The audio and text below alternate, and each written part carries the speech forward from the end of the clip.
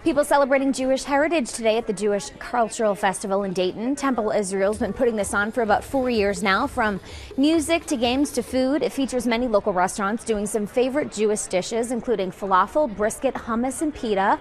Organizers invited the entire community to share in Jewish traditions. We've got a little bit of everything for everyone. So we see them from, babies in their strollers to people with their canes and walkers, and we're accessible and available for everyone, regardless of your interest, your taste, whatever it is that you're looking for.